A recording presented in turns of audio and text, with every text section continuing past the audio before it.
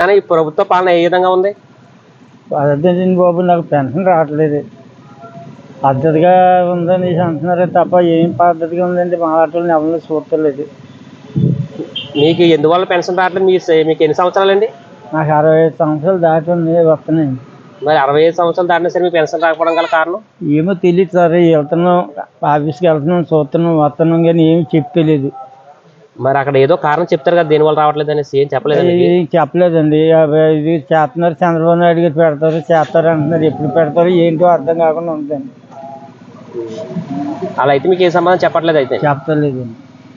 Okay, మీకు అయితే 65 సంవత్సరాలు అండి ఇప్పుడు. అయితే పెన్షన్ అయితే రావట్లేదు.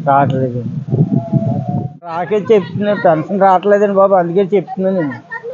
ఓకే అండి, అయితే ప్రభుత్వానికి కూడా మీకు పెన్షన్ రావట్లేదని చెప్పాలనుకుంటున్నారు. నా అందిని దయించి ఈ పెన్షన్ ఇప్పించండి బాబు అనేసి సీఎం గారిని నేను కోరుకుంటున్నాను బాబు.